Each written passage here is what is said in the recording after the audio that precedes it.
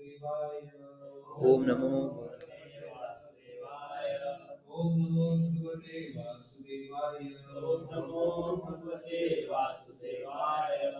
ओम अज्ञानतिमिरन्दस्य ज्ञानञ्जनशलाकया तस्मै श्रीगुरुवे नमः। श्रीचैतन्यमनोभीष्टं स्थापितं येन भूतले स्वयं प्रयाति स्वामिनाथं। वन्देऽहं श्रीगुरो श्रीपदकमलं श्रीगुरुन् वैष्णवांश्च श्रीरूपं साग्रजातं सहगमनं साद्वैतं सावधूतं परिजनसहितं कृष्णचैतन्यदेवं श्री राधा कृष्ण पादान संगम श्री कृष्ण नमः ओं विष्णु पादाय कृष्ण पृष्ठाय भूतले श्रीमते रामकृष्ण स्वामी नमस्ते सारस्वते देवे गौरवाणी प्रचारिणे विशेष शुद्धवादी पाश्चात्य देशे धारणे जैसे कृष्ण चैतन्य प्रभु नित्यानंद श्री अद्वैत गदाधर शिवासादि गौर भक्तवृंद हरे कृष्णा कृष्णा कृष्णा हरे हरे हरे राम राम राम हरे हरे। हरे कृष्ण।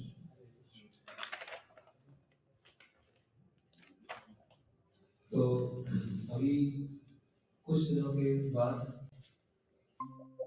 नेक्स्ट मंडे उस दिन गौर पूर्णिमा है। गौर मतलब श्री चैतन्य महाप्रभु। तो चैतन्य महाप्रभु भगवान है। ये हमने से अधिकांश लोगों ने इस्कॉन में आके सुना होगा। इस्कॉन से पहले शायद पता होगा, हो सकता अपने टेक्स्ट को पढ़ा हो थोड़ा बहुत, लेकिन स्पष्ट रूप से चैतन्य महाप्रभु कोई भगवान है ये पता था आपने से किसी को पहले से? यहाँ बेस में कनेक्ट होने से पहले यही पता था आपको? पता कहाँ पढ़ा था आपको?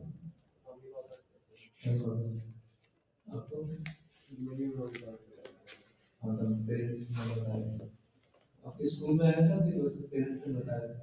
नहीं, मतलब उनको थोड़ा बहुत इस बारे में नॉलेज था या श्री चैतन्य महाप्रभु का कि वो राधा और कृष्ण के कंबाइंड अवतार। ओके। तो कभी कभी लोग प्रश्न करते हैं कि क्योंकि आप लोग इस्कॉन से जुड़े हुए हैं इसलिए आप चैतन्य महाप्रभु को भगवान मानते हैं। तो जो जिस संस्था से जुड़ा होता है उस संस्था में कोई जो प्रोमिनेंट पर्सनैलिटी होती है उसको भगवान मान लिया जाता है। जैसे कि गुजरात में एक संस्था है जिसका नाम है स्वामी नारायण। तो जो स्वामी नारायण है उनका जो पहले नाम था सहजानंद स्वामी, फिर नाम पड़ा स्वामी नारायण। तो वो भगवान है, ठीक है। तो क्या एक कोई ग्रुप है, एक समूह है, लोग हैं, अगर मेजोरिटी में खड़े हुए हैं और उनको भगवान मानते हैं तो क्या भगवान सिद्ध हो जाएंगे, भगवान डिक्लेयर हो जाएंगे, प्रूव हो जाएंगे? जैसे साउथ इंडिया में जाएंगे तो साउथ इंडिया में भी पहले फेमस भगवान था नित्यानंद परमहंस। अब उसका नाम क्या है? जग्गी वासुदेव। तो लोग भगवान मानते थे और अपने आप को भगवान घोषित करना या लोगों को भगवान मानना ये आज की वो नहीं है। भगवान कृष्ण के समय में भी ऐसा हुआ था। एक पौंडरक नाम का व्यक्ति था, तो उस पौंडरक ने क्या किया था, आपने 2 एक्स्ट्रा हैंड लगा लिए थे और भगवान के सामने आके खड़ा हो गया, देखो मैं विष्णु हूँ, भोगी हो, मैं विष्णु हूँ, ऐसे भगवान को ऐसे चेस्टाइज करने लगा, अपशब्द बोलने लगा। तो ये जानना बहुत जरूरी है, क्योंकि अगर हम ये नहीं समझेंगे कि चैतन्य महाप्रभु भगवान है और भगवान है तो क्यों हम भगवान को स्वीकार कर रहे हैं?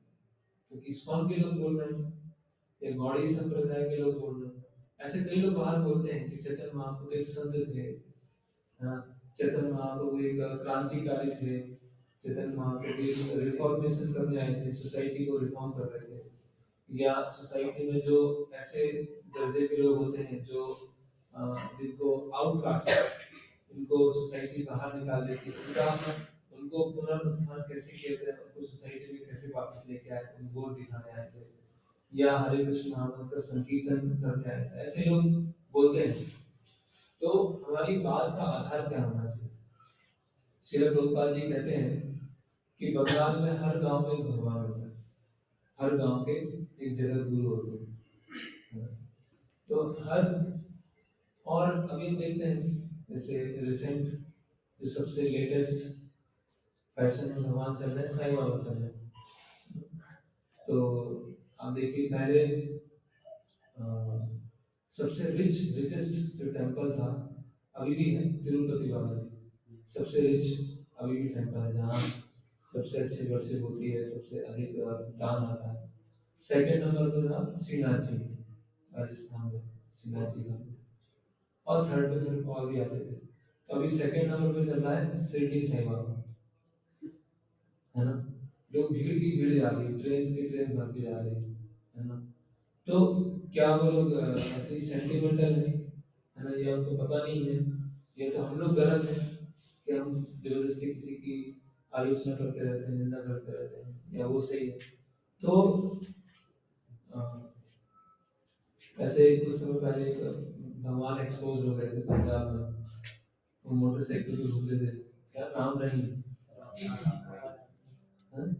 बाबा राम रहीम, वो भी अपने आप को ऐसे सोने की चेन पहनना, अंगूठी पहनना, बाइक पे घूमना, तो भगवान हर चीज कर सकते हैं, तो बाइक पे घूम सकते हैं, अंगूठी ये सब कर सकते हैं। तो ये सब जब देखते हैं कि कोई एजुकेटेड यूथ होता है, जब ये सब देखता है कि कोई साईं बाबा को मान रहा है, कोई अम्मा को मान रहा है, कोई दीदी को मान रहा है, कोई रहीम बाबा को मान रहा है, तो उसका क्या होता है, इन सब में फॉलो करने में इंटरेस्ट नहीं रहता उसको लगता है यार सब अपनी अपनी दुकानें खोल ली है इन्होंने, अपना अपना इंस्टीट्यूशन खोल लिया है, और करने रहने को उनके पास कुछ है नहीं, तो अपना दुकान खोल के इंस्टीट्यूट खोल के लोग आते हैं, चढ़ावा देते हैं, तो चलता रहता है। देखो एक एक मठ था, 1 से 10 हो गए, पहले कोई कार नहीं थी, 10-10 कारें आ गई, बंगले बन गए सकते।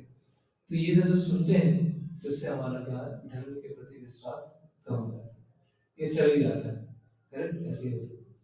तो इस तरह से हम चैतन्य महाप्रभु को प्रमोट नहीं करना चाहते, हम इस तरह से प्रमोट करना नहीं चाहते कि हाँ बस हमारी बात बनाओ, हम कौन है, आप यहाँ रह रहे। हमारी जो बेसिस होना चाहिए, उसका बेसिस होना चाहिए गुरु, साधु और शास्त्र, गुरु, साधु और शास्त्र, ये हमारा क्या है, चेक एंड बैलेंस सिस्टम है। गुरु, साधु, शास्त्र। गुरु का मतलब क्या होता है, जो गुरु शिष्य परंपरा में आता है, वो उन गुरु की बात है, ठीक है। साधु का मतलब क्या होता है, कॉन्टेम्परेरी ग्रेट सोल्स, या जो गुरु से पहले जो गुरुवर्ती आचार्य आए हैं उनको बोलते हैं साधु। और शास्त्र मतलब स्क्रिप्चर्स, वेद, उसमें वेद भी आ सकते हैं, उपनिषद भी आ सकते हैं, पुराण भी आ सकते हैं, महाभारत भी आ सकते हैं, अलग अलग स्क्रिप्चर्स। तो कौन कौन भगवान है, कौन प्रमाणिक सोर्स है, उसको पता लगाने के लिए जो चेक एंड बैलेंस सिस्टम है, क्या है, गुरु, साधु और शास्त्र। गुरु मतलब हमारे गुरु जो कि बोनाफाइड है और बोनाफाइड संप्रदाय में आते हैं। साधु मतलब कॉन्टेम्परेरी सेंट्री पर्संस या पूर्ववर्ती सेंट्री पर्संस, वो आते हैं साधु, और शास्त्र, ठीक है। इन तीनों में देखा जाए तो जो सेंट्रल पॉइंट है वो स्क्रिप्चर, शास्त्र। गुरु गुरु क्यों है, क्योंकि वो स्क्रिप्चर्स को एजुकेट करता है। साधु साधु क्यों है, क्योंकि वो अपने गुरु को और स्क्रिप्चर्स को फॉलो करता है। तो हमारा पूरा जो बेसिस है, जो भी आधार है इसका, जो भी डिस्कशन का आधार है, क्या है इसका आधार, स्क्रिप्चर्स, शास्त्र, समझ में। तो अगर अगर किसी ने बोला कि साईं बाबा भगवान, तो उसको आपको समझाना है, तो आप कैसे समझाएंगे उसको, आप कैसे करेंगे। अगर आपको बोला जाए कि भगवान है, तो आप कैसे प्रूफ करेंगे, और भगवान नहीं है तो कैसे डिस्प्रूव करेंगे। यही तो एजुकेशन है, ऐसा थोड़ी कि हम अपनी बात बोलें। एक पॉइंट बताइए। हम लोग उनको यूँ बता सकते हैं कि अगर जैसे अगर वो भगवान है, तो हमको स्क्रिप्चर्स में उनका कहाँ पे बताया, मतलब क्या बताया गया, पास्ट टाइम्स कहाँ है, ठीक है, ओके, स्क्रिप्चर में कहाँ मेंशन है?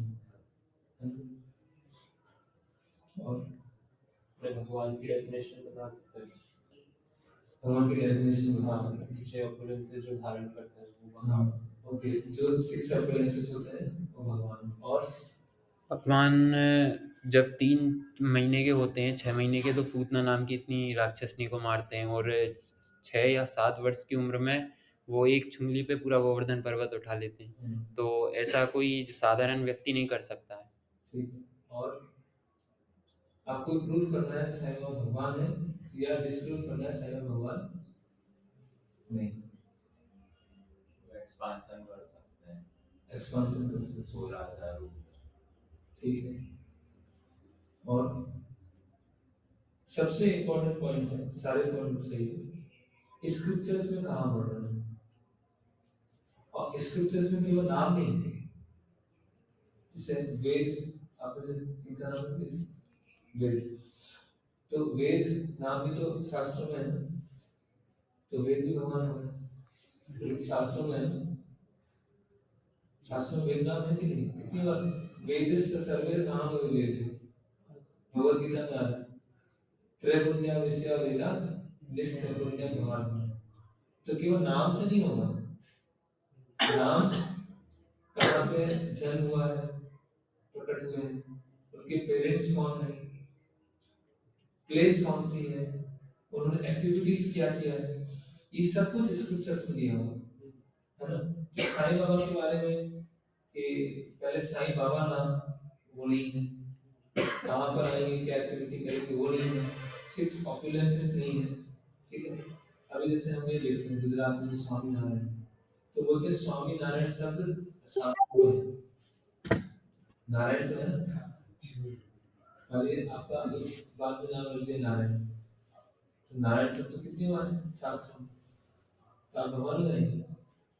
केवल नाम से नहीं होगा, वो उनकी और भी जानकारी दी होगी, और भी इंफॉर्मेशन होगी, कौन पेरेंट्स, प्लेस, एक्टिविटीज, किस टाइम पर, किस एरा में, वो सब कुछ दिया होगा, उससे पता चलेगा।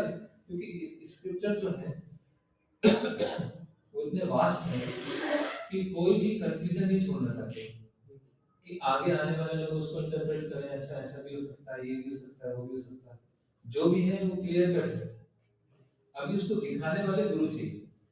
हो सकता है हम खुद पढ़े और पढ़ के हम कंफ्यूज हो जाए, क्योंकि हमने इनपरफेक्ट इंटेलिजेंस से पढ़े, ये जो हमारे पूर्व के अनुभव है, एक्सपीरियंस है, उससे हम स्क्रिप्चर पढ़ेंगे। इसलिए कई लोग भगवद गीता पढ़ते हैं और भगवद गीता पढ़ के दूसरे कंक्लूजन पे जाते हैं। क्यों?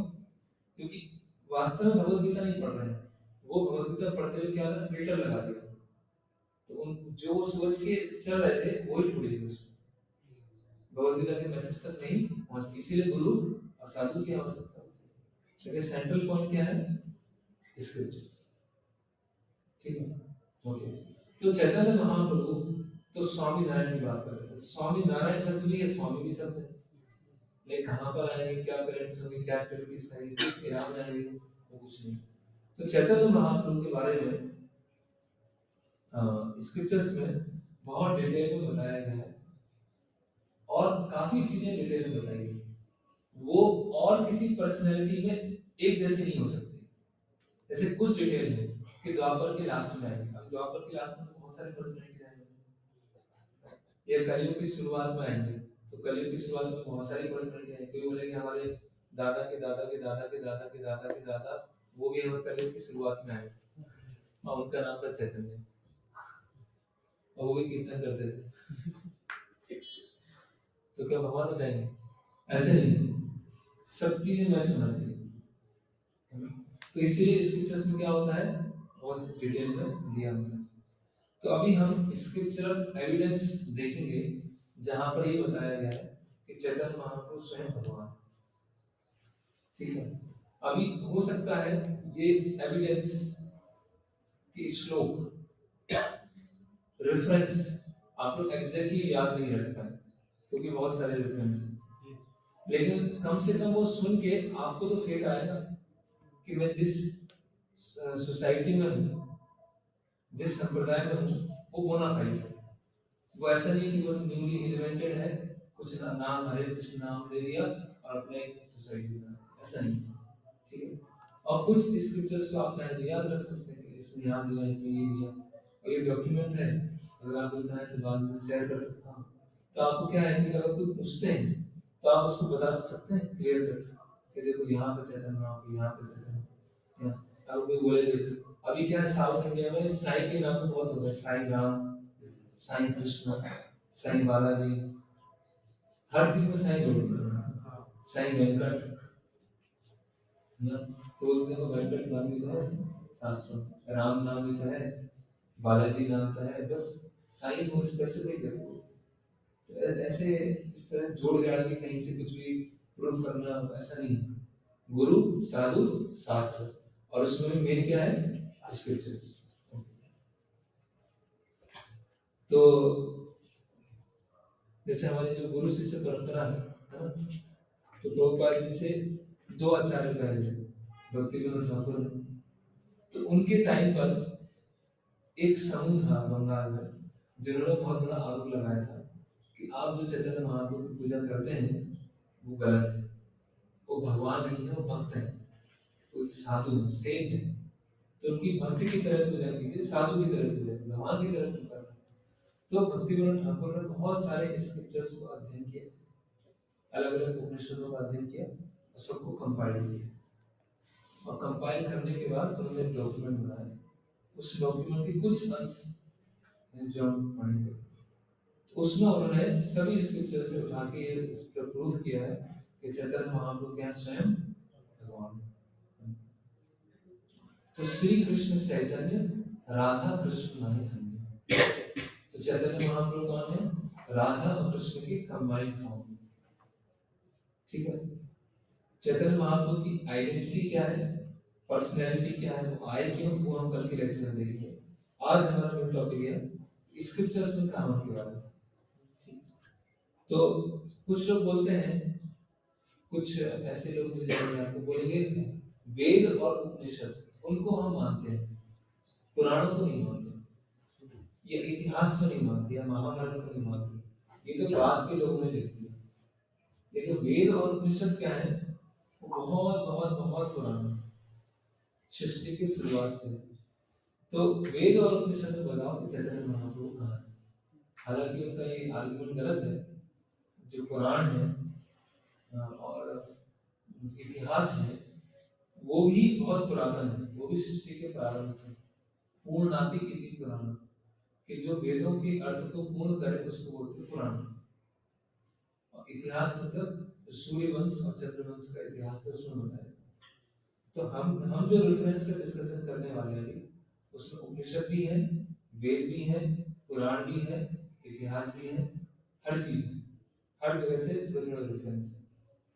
तो एक है चैतन्य उपनिषद, सब बताया है, गौरा सर्वात्मा महापुरुषो महात्मा महायोगी त्रिगुणातीता सत्वरूपो भक्ति लोके काश्यति। बताया गया है गौरा सर्वात्मा महापुरुष, तो जो गौर है, गौर जो है वो सबके हृदय में रहने वाले परमात्मा है। महात्मा महायोगी, वो एक सेंट के रूप में, एक मिस्टिक के रूप में आएंगे, त्रिगुणातीत, जो खुद प्रकृति के 3 गुण से परे हैं, सत्व रूपो भक्ति लोगे काश, और जो भक्ति का प्रचार करे। तो गौर है, महापुरुष है, सेंट के फॉर्म में, जो कि खुद 3 गुणों से परे हैं, वो भक्ति का प्रचार करे। इससे हिंट मिलती, फुल प्रूफ तो नहीं होता है। भगवान का ऐसा अवतार जो भक्ति का प्रचार करे, और कौन सा कोई है ऐसा जिन्होंने भक्ति का प्रचार करे। भक्ति का प्रचार किया मतलब भगवान कृष्ण ने गीता सुनाई, ऐसा नहीं है, भगवान राम ने भी इंस्ट्रक्शन दिए, लेकिन भक्ति का प्रचार करें कि दूसरे लोग प्रचार करें। वो तो आचार्य की बात है, वो हाँ त्रिगुण नहीं, जो श्लोक में भगवान के अवतार जिन्होंने भक्ति का प्रसार किया उनको 27 अवतार बोलते हैं। एग्जैक्टली भगवान जी वो रामानुजाचार्य जो है अनंत से तो कभी कभी विष्णु को भी बोलते हैं और कभी जीव तत्व को बोलते हैं, तो उनको 27 अवतार बोलते हैं एग्जैक्ट सेंस में। और गौरा नाम आ रहा है गौरा तो इससे हिंट मिलती है चैतन्य उपनिषद। फिर है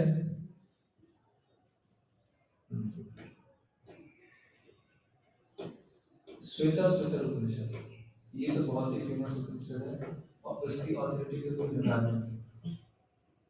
महान प्रभु वै पुरुषा सत्वैसर प्रवर्तका सुनिर्भरम एवं प्राप्ति ईशानो ज्योतिर्गम्य।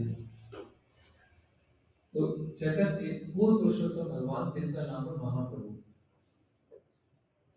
ठीक है, जो दिव्य ज्ञान को फैलाते हैं, जो दिव्य ज्ञान को फैलाते हैं। उनके संपर्क में आने से, उनके संपर्क में आना just to be in touch with him is to be in contact with indestructible brahma jyoti. भगवान के शरीर से निकलने वाली जो ब्रह्म ज्योति है, जैसे उसके संपर्क में आते हैं जो सत्य होती है, वैसे ही उनके संपर्क में आए। मतलब महाप्रभु से संपर्क है जैसे ब्रह्म ज्योति से संपर्क है। तो महाप्रभु नाम आया और जो दिव्य ज्ञान को फैलाते हैं। ओके, मुंडक उपनिषद यदा पश्यते रूपमणि, है ना। तो पूर्ण पुरुषोत्तम भगवान जिनका रंग कैसा है, गोल्डन, गोल्डन फॉर्म, जो गोल्डन फॉर्म में रूपमणि। पहले में क्या है, गौरा भक्ति का प्रचार करते हैं गुणातीत। दूसरे में क्या है, महाप्रभु नाम है जो दिव्य ज्ञान को फैलाते हैं। अभी तीसरा क्या है, जो पूर्ण पुरुषोत्तम भगवान है और गोल्डन फॉर्म। अभी गोल्डन फॉर्म वाला जो अवतार है दूसरे है कोई गोल्डन फॉर्म। भगवान कृष्ण का रंग कैसा है, मेघ श्याम, जो बादल होते हैं जब, वैसा। राम भगवान राम का वर्ण कैसा है, ग्रीन, करेक्ट। हंस अवतार उनका कैसा है, व्हाइट। फिर तो ये मुंडक उपनिषद, ये तीनों जो मैंने रेफरेंस बताया बहुत इंपॉर्टेंट है। चैतन्य उपनिषद, श्वेता सुतर उपनिषद और मुंडक उपनिषद, ठीक है। इससे हमको कुछ एक स्तर की क्लियरिटी मिलती है, ठीक है। ओके, फिर आता है श्रीमद् भागवतम का 11वां स्कंद। उसमें आता है त्यक्त्वा सुदुस्तस्य सुरेवस्य राज्य लक्ष्मी धर्मिष्ठ आर्वत्सा इंद्रादरण्यम मायामृतम दैतेप्सितम अन्वधावक वंदे महापुरुषते चरणारविंदम। ठीक है, तो उसमें बता रहे हैं कि मैं भगवान के उन अवतार को प्रणाम करता हूँ जिन्होंने अपना गृहस्थ आश्रम त्याग किया, जिन्होंने अपनी जो पत्नी है उनको त्याग दिया और सब जगह विचरण करते हुए जो बद्ध जीव है उनके उद्धार के लिए कार्य किया। उन अवतार को प्रणाम करता हूँ। अभी कौन है वो अवतार जिन्होंने अपने गृहस्थ आश्रम को त्याग दिया? केवल गृहस्थ आश्रम को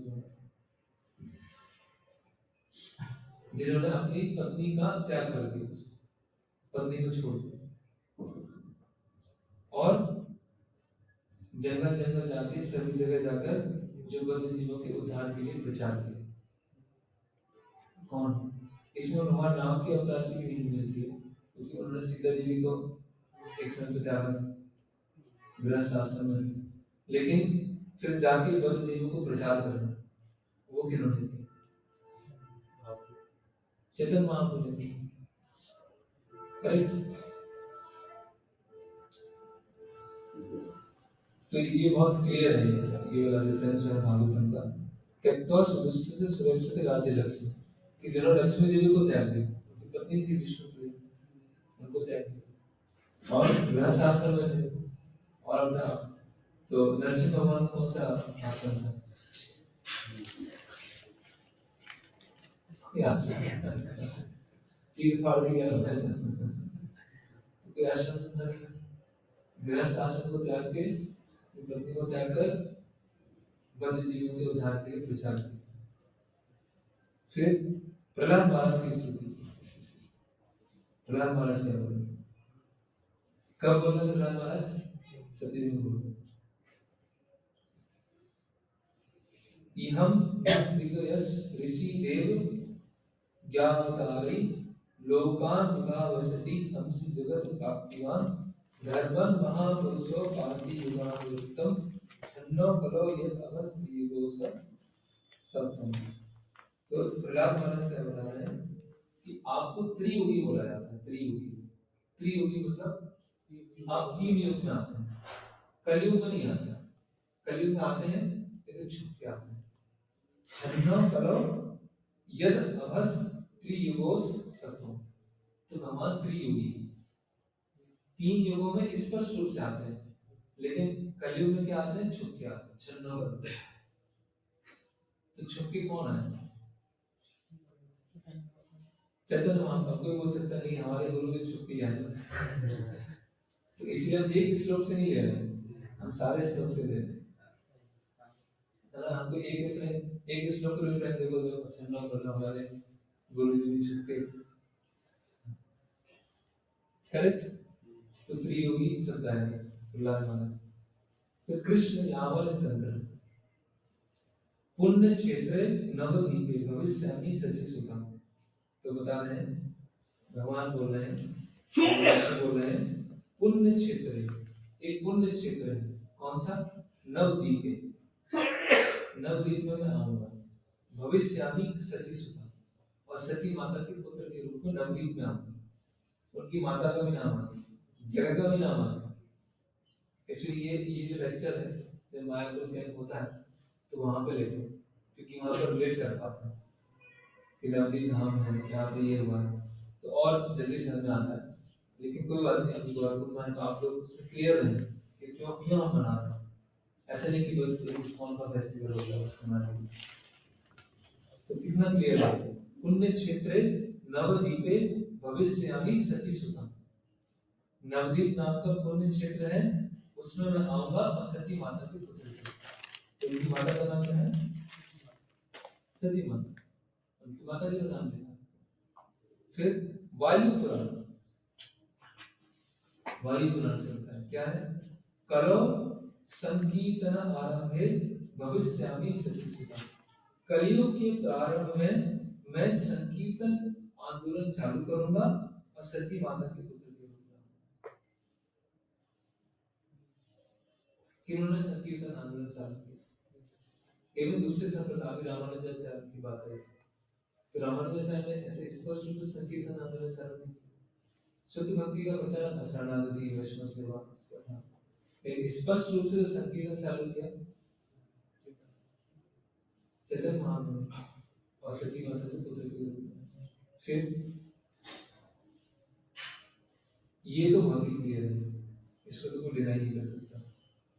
अथवा हम धर्माधामी भूत्वा मद भक्त रूप देख मायायाम च भविष्यामि कलो संकीर्तन आगमे।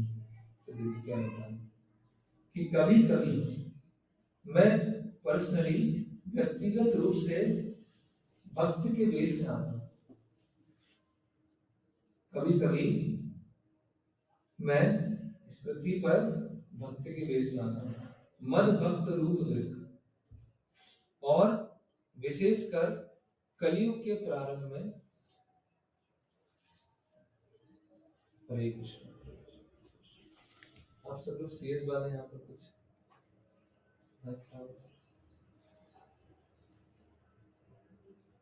कैसे कहते हैं?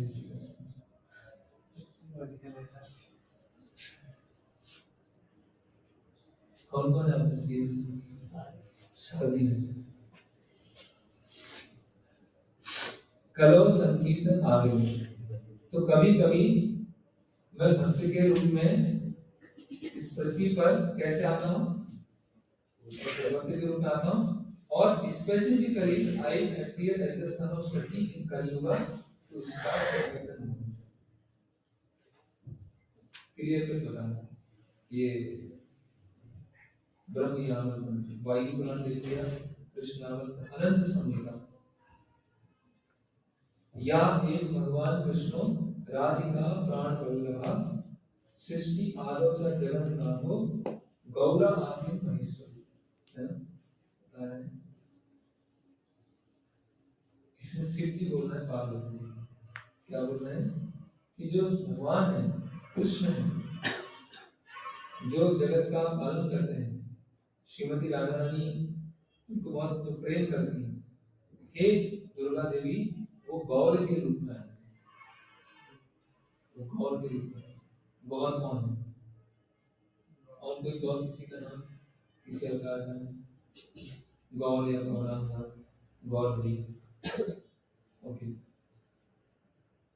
अभी आते हैं, तो ये कितने हो गए फ्रेंड्स?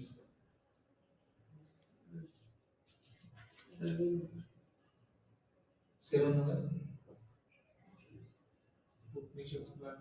पहले था चैतन्य उपनिषद, फिर श्वेता सुंदर उपनिषद, मुंडक उपनिषद, फिर श्रीमद् भागवतम, फिर वायु पुराण, फिर ब्रह्म यावतम, कृष्ण यावतम और अनंत संहिता,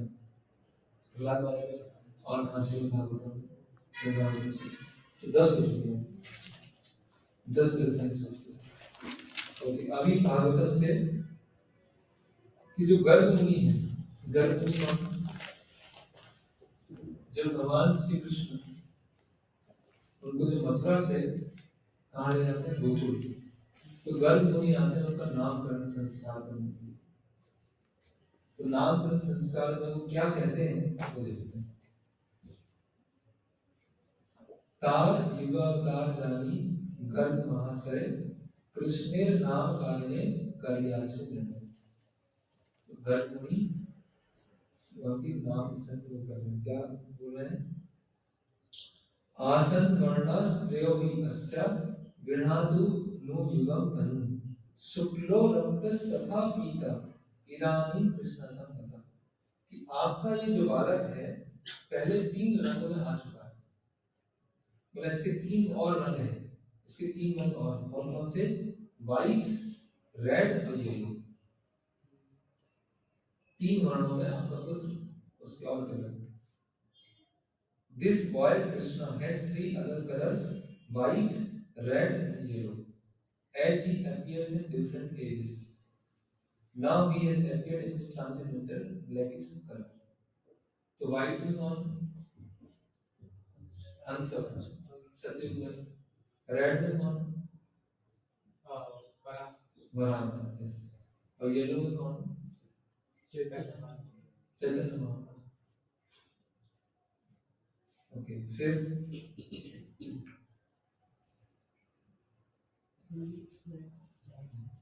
जैसे इसमें बोलोगे कि एज अपीयर, तो एक सेंस में अगर अभी प्रकट हो चुके हैं, हाँ, तो पहले आ चुके हैं, पहले तो उसकी समय साइकिल की बात करें, हाँ, पहले वाली कली, पहले वाले कलियुग में ब्रह्मा जी के और पिछले वाले।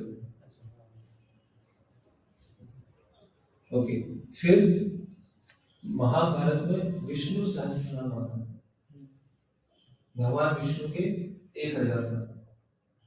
आप में से कोई अगर साउथ इंडिया जाएंगे, साउथ इंडिया के जो मंदिर हैं वहां लोग ऐसे गाते रहते हैं, बच्चों को याद है, बच्चे जैसे गाते रहते हैं विष्णु सहस्त्रनाम। आप में से कोई गाते हैं? नॉर्थ इंडियन का तो थोड़ा बॉलीवुड में दिमाग खराब कर रखा है, लेकिन साउथ इंडियन का भी कल्चर है तो वो उनको मंत्र से याद है। तो 1000 नाम एक किरणा बताए, 20 बताना, 20 मार्च को सुना 1000, उसमें एक नाम आता है, देखिए, सुवर्ण वर्ण हेमांगो वनप्रास्थंदनांगी संन्यासकृत समासांतो निष्ठा शांति पायना। तो बता रहे हैं इसके इस जो 4 लाइन है उसके 2 पार्ट बता रहे हैं। जो गृहस्थ आश्रम में है और और जिनका वर्ण जो है वो गोल्डन कॉम्प्लेक्स है। In his early pastimes, he appears as a householder with a golden complex. तो गृहस्थ और गोल्डन कॉम्प्लेक्स ये और कहीं मिलेगा। कृष्ण भी गृहस्थ है लेकिन गोल्डन नहीं, हमारा नाम भी गृहस्थ है गोल्डन नहीं। चैतन्य महाप्रभु गृहस्थ आश्रम में और गोल्डन।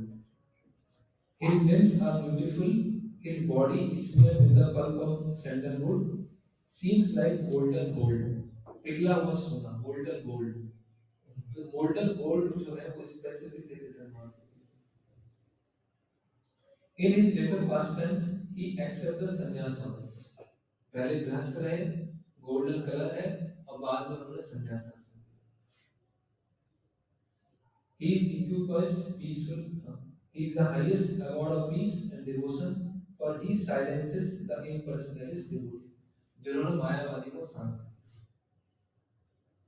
तो गृहस्थ आश्रम में है, गोल्डन कलर है, इस संन्यास लिया, इक्विपॉइज है, और मायावादी को उन्होंने शांत।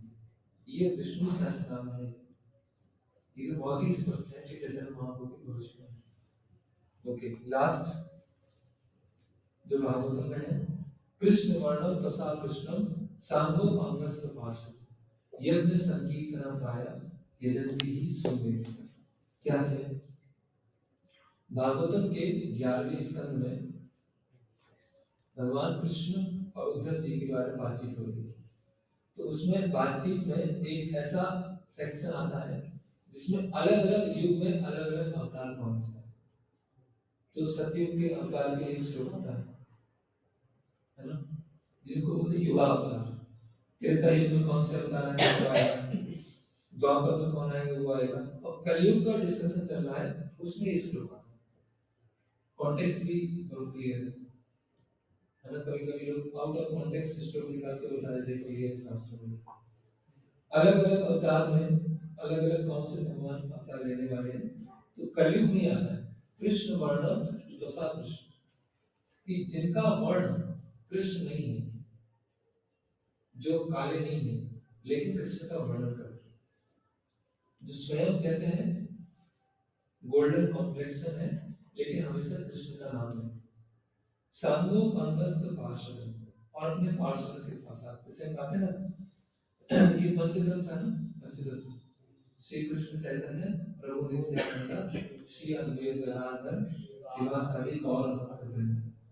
तो कौन है जिनका वर्ण कृष्ण नहीं है, काला नहीं है, गोल्डन है, लेकिन खुद कृष्ण का वर्णन करते रहते हैं और अपने पार्षदों के साथ यज्ञ संकीर्तन पाया, और जो संकीर्तन यज्ञ लेके आते यजन्ति ही समेत, और जो चैतन्य महाप्रभु की पूजा करता है कलयुग में, जो अपने पार्षदों के साथ गोल्डन कॉम्प्लेक्सन में है, कृष्ण का वर्णन कर रहे हैं, वो बुद्धिमान व्यक्ति है। यजन्ति ही सुमेध, जो इस संकीर्तन आंदोलन में चैतन्य महाप्रभु की पूजा करेगा वो कौन है? सुमेध, बुद्धिमान। तो ये भागवत है। तो इस तरह से हमने कुछ 10-12 रेफरेंस देखे जो मेन मुख्य रेफरेंस है। इसके आधार पर हम बता सकते हैं इसका कोई काट नहीं है। महाभारत से भी हो गया, भागवतम से भी हो गया, विष्णु सहस्त्रनाम से भी हो गया, उपनिषदों से भी हो गया, वायु पुराण से भी हो गया, यमन से भी हो गया, अनंत संहिता से भी हो गया, प्रहलाद महाराज का वचन हो गया, भीष्म पितामह का वचन हो गया, जितना था सब हो गया। गर्ग मुनि का वो आ गया, भविष्यवाणी आ गई। तो इस तरह से हम चैतन्य महाप्रभु के बारे में समझा सकते। यहाँ समझ हो गया। हरे कृष्ण। कुछ पूछना कुछ कहना आज कॉलेज है हम लोग, एक दो प्रश्न है। वायु पुराण के बारे में कौन सा नाम स्क्रिप्चर का नाम बताया? एक था ब्रह्म यामकम और एक कृष्ण यामकम। ये सब वेदों के भाग अपेंडिक्स होती है ना, ऐसे जैसे किसी बुक की अपेंडिक्स होती है। अपेंडिक्स में क्या होता है, किसी एक टॉपिक को थोड़ा सा और क्लियर करते हैं। उसी तरह वेदों में तंत्र ब्रह्म यामकम कृष्ण। कोई कह सकता है कि ये जैसे प्रहलाद महाराज बोलते हैं कलयुग में छुप कर आते हैं जो भगवान, तो कोई कह सकता है छुप कर आते हैं तो अब पता कैसे चल रहा है, छुप कर आए थे वो तो पता नहीं चलता। ये इसीलिए फिर दूसरे को छन्नो करो कि छुप कर आए हैं, अपने आप को भगवान की तरह नहीं दिखाया। कहने का मतलब ये है अवतार तो आए हैं लेकिन अपने आप को भगवान नहीं दिखा। इसलिए एक बार क्या होता है कि चैतन्य महाप्रभु तो बोलता है कृष्ण कृष्ण कृष्ण, तो अपना कान बंद कर लेते हैं और एक बार उसको मारने बैठ तोड़ जाते हैं, मैं कुछ नहीं हूँ, मैं भक्त हूँ, तो वो सुन नहीं पाते, सहन नहीं कर पाते। तो इसीलिए एक श्लोक नहीं ले रहे, सारे हम हर श्लोक से लेके फिर डिस्कस कर रहा है, क्योंकि एक श्लोक को कोई अपने आप में फिट कर सकता है, गलत तरह से कर सकता है। एक श्लोक है इसमें तीन युग में अवतार लेते हैं, चौथे युग में कलयुग में छुप के आते हैं। हाँ वही, तो कलयुग में कल के अवतार कैसे, तो उनका अगर सारे नहीं वो तो अपने भगवान की तरह ही आते हैं, मतलब छुप के अवतार आना मतलब अपनी भगवत्ता को नहीं दिखाना, छुपे रहना। कल के अवतार आएगा तो मार काट करके बस निपटा के चले जाएंगे, तो पूरा भगवान की तरह ही आ रहे हैं। चार युग आते नहीं उसमें है युगा अवतार, जो युग धर्म को स्थापित करने आते हैं, उसकी बात हो रही। प्रहलाद महाराज ने कहा कि भगवान त्रियुगी, तो अलग अलग युग में आए हैं उस युग का युग धर्म स्थापित करने। तो चौथे युग में युग धर्म किसने स्थापित किया? कली अवतार, तो मारकाट में युग धर्म क्या है? संकीर्तन, चैंटिंग, तो किन्होंने एस्टैब्लिश किया? चैतन्य महाप्रभु, लेकिन वो छुप गया। प्रभु जी एक जैसे बुद्ध अवतार भी आते हैं, बौद्ध अवतार, और कलयुग में मतलब 2 अवतार भी हो चुके हैं, चैतन्य महाप्रभु बौद्ध अवतार भी उन्हीं का है। हाँ। तो लोग बोलते हैं कि जैसे पुराण में दिया है कि 10 अवतार हैं विष्णु भगवान के, तो वो 10 अवतार में इनके नाम तो आते नहीं हैं, ऐसा बोलते हैं। तो इसलिए छन्नो कलो छुप के आए, उन्होंने भगवत्ता नहीं दिखाई। तो उनका तो 10 अवतार में ऐसा नहीं कि 10 अवतार ही मुख्य है, 10 अवतार के अलावा ही बहुत सारे अवतार हैं। जैसे हंस अवतार जो ब्रह्मा जी के पास में आते हैं वो नहीं है। फिर समुद्र मंथन के समय अलग अलग अवतार आते हैं, उनमें से केवल पूर्व अवतार के बारे में उन्होंने 10 अवतार। तो 10 अवतार में हम बोल सकते हैं मुख्य लिस्ट है, क्योंकि उसके अलावा भी बहुत सारे अवतार। और वो एक वहाँ के भक्त हैं जयदेव गोस्वामी, उन्होंने लिखा है 10 अवतार। तो प्रश्न क्या है? प्रश्न यही है कि लोग मतलब कहते हैं कि कहीं दिया है 10 अवतार हैं भगवान के, तो 10 ही मानते हैं, और कहीं कहीं 24 भी दिया है, 24 अवतार हैं, तो कहते हैं कि 10 दिए हैं उसमें। तो ये इनको ये 10 अवतार एक भगवान के भक्त हुए जयदेव गोस्वामी, उन्होंने अपना गीत लिखा 10 अवतार स्तोत्र, उसमें 10 अवतार। भागवतम में देखेंगे तो 24 अवतार, अन्य पुराणों में देखेंगे तो और भी अवतार है, कपिल मुनि का, ऐसे कई अवतार हैं जो 10 अवतार नहीं है, वो 24 की लिस्ट में नहीं है, इसलिए छुपे हुए। तो बोलते हैं कृष्ण जी विष्णु जी से आए हैं, तो लोग बोलते हैं मतलब वो विष्णु जी से आ रहे हैं, तो मतलब कृष्णा का वो क्यों नहीं डायरेक्ट आ रहा है? ये तो अलग प्रश्न हो गया, इसको ले लेते हैं। अभी चैतन्य महाप्रभु से रिलेटेड कोई क्वेश्चन? गोल्डन कॉम्बिनेशन है, ये कैसे पता चलेगा? चैतन्य महाप्रभु का ही गोल्डन कॉम्बिनेशन था। और हम अवतार निकाल सकते हैं, जैसे अपने कपिल मुनि है जो सत्तर में आए थे, उनका भी गोल्डन कॉम्बिनेशन। सारे सिम्टम्स जो हैं, एक सिम्टम से हम प्रूफ नहीं कर सकते हैं कि वो भगवान। हम सब ले रहे हैं, जगह भी ले रहे हैं, उनके माता पिता भी ले रहे हैं, उनकी अंग की कांति भी ले रहे हैं, उन्होंने कार्य क्या किया, वो हाउस होल्ड लाइफ में थे या संन्यास में थे, ये सबको लेकर फिर डिस्कस करा। तो गोल्डन फॉर्म तो गौरांग बहुत क्लियर है, और कपिल मुनि वो गौरांग, लेकिन जो स्पष्ट उनका नाम ही है गौरांग, गोल्डन गोल्डन जो पिघला हुआ सोने का कलर होता है का उसका बॉडी, और किसी अवतार का इतना क्लियर नहीं। तो उसमें ऐसा बोलते हैं चैतन्य महाप्रभु ने जब जन अवतार लिया भक्ति का प्रचार करने के लिए, तो फिर वो मतलब वो डिस्क्लोज क्यों हो रहा है कि वो अवतार है मौत के, तो वो तो नहीं चाहते थे ना कि मतलब हाँ वो उसमें क्या है, बाहरी रूप से तो उन्होंने भक्ति के रूप में ही व्यवहार किया, अपने कुछ अंतरंग पार्षदों के साथ में ही उन्होंने कभी कभी ऐसा हिंट दिया कि भगवान है। देखिए छुपके भी रहेंगे तो कभी ना कभी तो पता चलेगा, छुपे हुए कैसे पता चलेगा। नहीं, तो जैसे अगर वो उनकी वास्तविक में अगर ये इच्छा थी कि अगर वो छुप गई है, हाँ तो ऐसा नहीं होता ना, तो कहीं ना कहीं थोड़ा चाहते होंगे कि नहीं ऐसा थोड़ी ना कि ये तो हम अपने लॉजिक से समझना। नहीं, तो मतलब क्योंकि भगवान तो कुछ भी कर सकते हैं ना, हाँ भगवान कुछ भी कर तो सकते वो हैं। चाहे तो अपन को पता ही नहीं चले कि वो अवतार है। हाँ अगर को पता नहीं चलेगा तो फिर एक्सेप्ट कौन करेगा वो अवतार, इसलिए उनको अपनी तो एक तरफ मतलब वो बताना नहीं चाह रहे, एक तरफ ये कॉन्ट्रडिक्ट। हाँ इसीलिए वो तो पर्सनैलिटी है ना, क्योंकि मैथमेटिकल लॉजिक नहीं है कि अगर बताना नहीं चाह रहे तो पूरे जीवन में ऐसा होना चाहिए कि उनको बताएंगे। अल्टीमेटली भक्ति के ही फॉर्म में है वो, और कभी कभी उन्होंने भगवत्ता दिखाई है, और स्क्रिप्चर्स में अगर स्क्रिप्चर्स में नहीं होता तो इतने छुप जाते कि उनको मानते नहीं कि वो कृष्ण है जो स्वयं प्रचार करते हैं, तो शास्त्रों में नहीं होना चाहिए। मतलब शास्त्रों में ऐसा वर्णन है कि ऐसे अवतार आएंगे जो खुद को बिल्कुल वो नहीं बताएंगे। हाँ और तो हम देखा अभी डिस्कस किया जो श्लोक है वही कुछ कुछ जगह हमने अपनी भगवत्ता दिखाई, जैसे हमें देखो भगवान नाम तो विशेषकर वो किस लिए है, मर्यादा पुरुषोत्तम उसके फॉर्म में आए। तो कोई अगर बोले तो देखो मर्यादा पुरुषोत्तम ही होना चाहिए, तो रावण को क्यों मार रहे हैं, 14,000 राक्षसों को एक साथ क्यों मार दिया, वो तो एक साधारण ह्यूमन बीइंग की तरह आना चाहिए।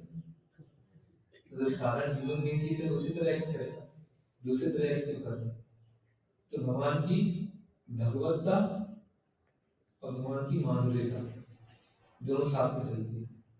कृष्ण अवतार में क्या है, क्लियर कट कि भगवान, उसमें कुछ छुपाने वाली बात ही नहीं, 16,108 उसमें कुछ लेकिन भगवान राम क्या है, एक आदर्श व्यक्ति कैसा होता है भौतिक जगत में वो स्थापित करते हैं, और बार बार बीच बीच में उन्होंने बहुत सारे दिखा। इस तरह से चैतन्य महाप्रभु का जो प्रोमिनेंट फीचर है, प्रोमिनेंट जो पूरा उभर के आ रहा है वो भक्त का रूप, लेकिन कुछ कुछ कुछ कुछ लीलाएं ऐसी हैं जो भगवान की तरफ क्लियर हुआ। प्रभु जी जो 6 ऑब्जर्वेशन वाली जो डेफिनेशन थी, तो उसमें चैतन्य महाप्रभु को वो कैसे बैठ रही, क्योंकि जैसे जो फेम है तो इस्कॉन में आके पता चला, तो फेम वाला और दूसरा जो उन्होंने संन्यास ले लिया था तो वेल्थ वाला पार्ट भी, क्योंकि रेनोसिएशन तो था, लेकिन जो फेम और वेल्थ ये दोनों पॉइंट चैतन्य महाप्रभु में कैसे बैठ रहे हैं, 6 ऑपोलेंसेस भगवान के होते हैं। नहीं वैध इस तरह से है ना कि उनकी पत्नी ही स्वयं वो विष्णु थे, उनकी वाइफ ही वही। लेकिन फिर उनको तो उन्होंने छोड़ दिया। नहीं आप इस समझ गए आपका क्वेश्चन। जो भगवत्ता के रूप में है, जो क्लियर कट अवतार है वो कृष्ण अवतार, जिन्होंने सारे 6 ऑपुलेंस स्पष्ट रूप से दिखाए, ठीक है। कृष्ण और चैतन्य महाप्रभु में कोई अंतर नहीं है, लेकिन ऐसा नहीं होगा कि जिस तरह से 6 ऑपुलेंस कृष्ण ने दिखाए उसी तरह से चैतन्य महाप्रभु ने दिखाए। केवल भगवान राम का भी देखें तो भगवान राम ने भी 6 ऑपुलेंस को स्पष्ट रूप से नहीं किया, कभी एक ऑपुलेंस से दिखे, कभी दूसरा ऑपुलेंस से दिखे, लेकिन परिपूर्ण रूप से जो पूरा दिखाया है वो भगवान कृष्ण ने दिखाया। और चैतन्य महाप्रभु क्या है, कृष्ण छुपे हुए। तो जब हम भगवान शब्द की डेफिनेशन बताते हैं तो किनको किनको इंगेज करते हैं, कृष्ण को इंगेज करते हैं। और चैतन्य महाप्रभु भगवान क्यों है, क्योंकि स्क्रिप्चर्स में और कृष्ण छुप कर आ, इसे सारे ऑपुलेंस स्पष्ट रूप से नहीं आएगी, कहीं वैराग्य बहुत आएगा, कभी सुंदरता बहुत आएगी, कहीं पर लक्ष्मी देवी के साथ में इस तरह से। मतलब जरूरी नहीं है कि सारे जितने भी भगवान के अवतार हैं उनमें 6 ऐसे स्पष्ट रूप से दिखे होंगे, लेकिन वो तो कृष्ण में खाली नहीं केवल दिखे, कृष्ण में ही 6, वो तो कृष्ण में दिखे, इसलिए कृष्ण तो भगवान स्वयं। लेकिन चैतन्य महाप्रभु ये समझना चाहिए कि चैतन्य महाप्रभु अवतार नहीं है कृष्ण, चैतन्य महाप्रभु स्वयं कृष्ण है। जिस तरह से कृष्ण अवतार नहीं, कृष्ण क्या अवतारी है, सोर्स ऑफ इनकार्नेशन, करेक्ट, ना कि खुद अवतार है। इसी तरह चैतन्य महाप्रभु अवतार नहीं है, अवतारी, सोर्स ऑफ ऑल इनकार्नेशन, लेकिन उनका जो कार्य है वो बहुत अलग है, डिफरेंट है भक्ति के साथ। तो जब हम किसी को बताते हैं सिक्स ऑफ फीलिंग्स, तो कृष्ण हम उनको ही लिखते हैं।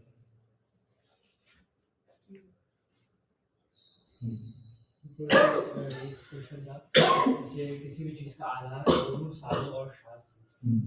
तो हम देखेंगे गुरु वो है जो शास्त्र को ही आगे बढ़ा है। तो लेकिन क्योंकि हमें पूरे शास्त्रों का ज्ञान नहीं है, या फिर शास्त्र का मर्म है अभी हमें पता नहीं है कि वही शास्त्र का मर्म है। तो अगर गुरु कुछ बोल रहा है और शास्त्रों को कोट कर रहा है, तो हो सकता है वो शास्त्र किसी एक पार्ट को कोट कर रहा है। तो हमें कैसे पता चलेगा कि वो शास्त्रों के एग्जैक्ट मर्म क्या है? तो हम शास्त्र पढ़ें, शास्त्र बहुत ये कम से कम भगवद गीता है, श्रीमद् भागवतम है, वो पढ़ सकते हैं। अल्टीमेटली या तो पूरा शास्त्र पढ़ लो, या शास्त्रों को पढ़कर गुरु के चरित्र को देखो, गुरु के आचरण को देखो। हमें कहीं ना कहीं फेथ तो रखना पड़ेगा, कहीं तो फेथ रखना पड़ेगा। तो एक स्तर तक शास्त्रों को पढ़ना है, महाभारत है, गीता है, श्रीमद् भागवतम है, रामायण, उसको हम पढ़ें। तो जो हमको बता रहे हैं उनका शिक्षाएं मैच हो रही है कि नहीं हो रही, उनका चरित्र मैच हो रहा है कि नहीं हो रहा है, इसमें डिस्कस, संप्रदाय में आते हैं कि नहीं आते हैं। जैसे मान लीजिए कि अब संप्रदाय कोई भगवद गीता की टीका निकालती है जो कि उसी की इंटरप्रिटेशन है, अगर वो शास्त्र पढ़ता है और फिर वो अपने गुरु से मैच करता है, तो उसके हिसाब से गुरु साधु उसके लिए तो ये हो जाएगा कि हाँ ये सही है, और उसके लिए नहीं, अब संप्रदाय है ना, तो अपने आप की शिक्षा में त्रुटि होगी, कहीं ना कहीं मायावाद हो जाएगा, कहीं ना कहीं सहजवाद। उस व्यक्ति को कैसे पता चलेगा कि मतलब उसकी वो सिंसियरिटी को बताएगा, अल्टीमेटली हमारी कितनी सिंसियरिटी, हम क्या चाहते हैं।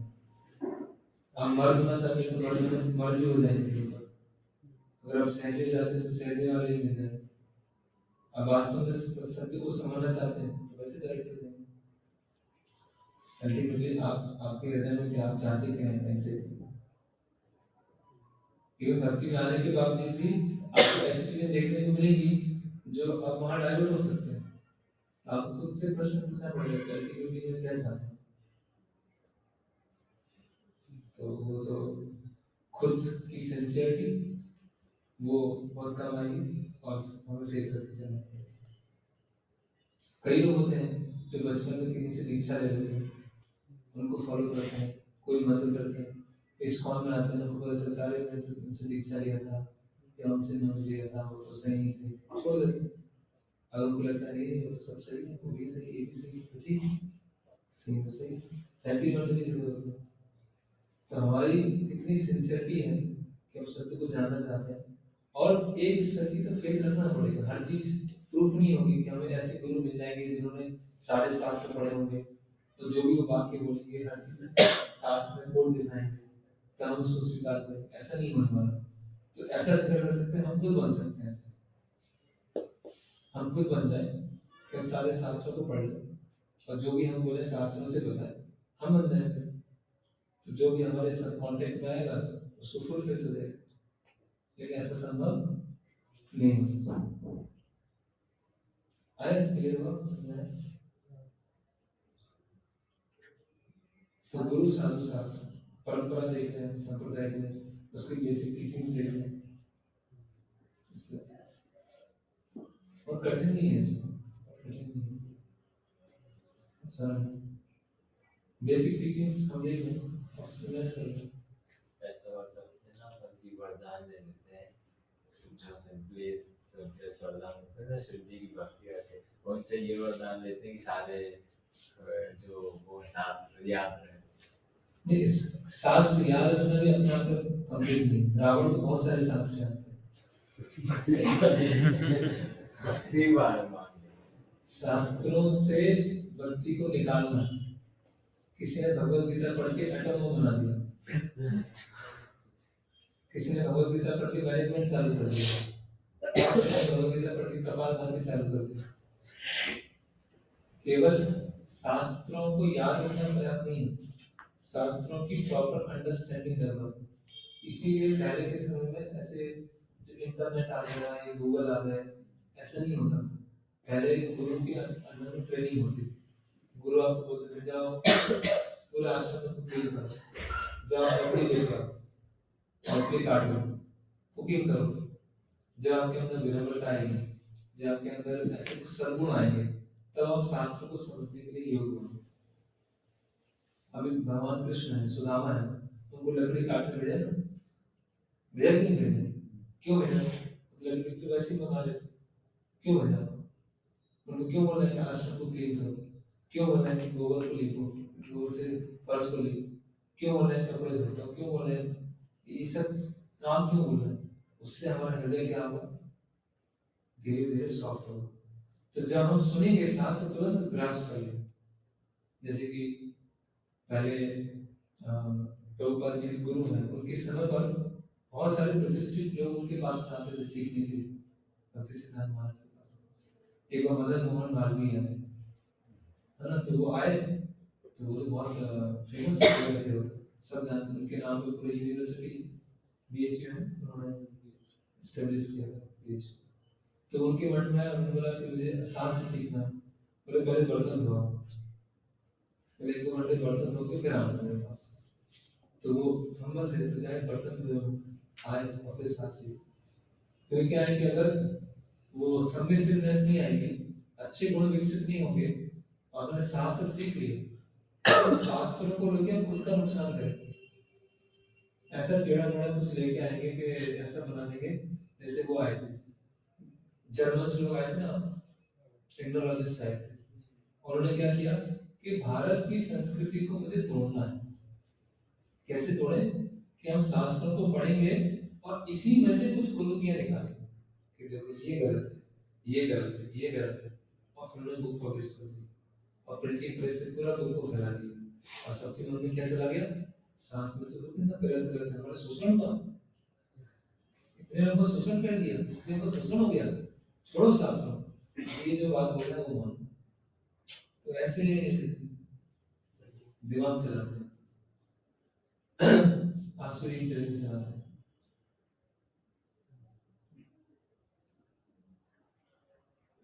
गौरांगा और गौर नाम कैसे चैतन्य महाप्रभु? एक ही नाम, गौर मतलब जो श्वेत वर्ण, व्हाइट, गौरांगा जिनका व्हाइट या गोल्डन गोल्डन, उनके पिताजी ने नाम रखा था तो गौरांगा। चैतन्य महाप्रभु कैसे नाम? उनके उनके जीवन में अलग अलग नाम थे। बचपन का नाम था निमाई, क्योंकि नीम के पेड़ के नीचे उनका जन्म हुआ था। फिर उनका एक नाम था ये गौरांग बोलते थे, उनको गौरांग महाप्रभु बोलते थे। जब उनका संन्यास हुआ तो उनका नाम हुआ कृष्ण चैतन्य महाप्रभु। तो उनके अलग अलग टाइम पर अलग अलग नाम दिए उनके माता पिता। जैसे होता है ना, हम में से किसी के 3-4 नाम होंगे, दोस्त कुछ बुलाते हैं, घर वाले कुछ बुलाते हैं, घर में एक पेट नाम होता है, एक ऑफिशियल नाम होता है, उसी तरह से चैतन्य महाप्रभु क्या करते हैं, शॉर्ट में गौर बोलते थे। चैतन्य महाप्रभु अवतारी हैं, ये कैसे पता चला? चैतन्य महाप्रभु अवतारी, ये भी चैतन्य चरितामृत में ग्रंथ है, उसकी शुरुआत में ही बताया गया। क्योंकि क्या है, ये सब आपके डाउट क्लियर हो जाएंगे।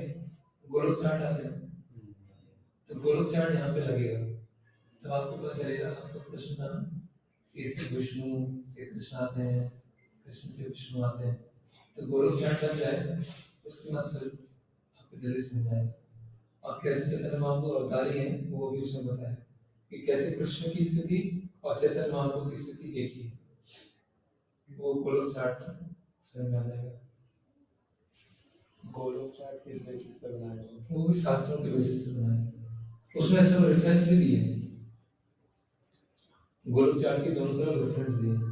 कि ये यहाँ पर क्यों, यहाँ पर ये वैकुंठ का वर्णन कैसे है, गोलोक वृंदावन का वर्णन कैसे है, नवदीप का वर्णन कैसे है, शिव जी के लोक का वर्णन क्या है, अयोध्या धाम कहाँ पर है, जगन्नाथपुरी कहाँ पर है, भौतिक जगत कहाँ है, भौतिक जगत में अलग लेयर्स कहाँ है, पृथ्वी कहाँ पर है, तो वो सब रेफरेंस दिए हैं।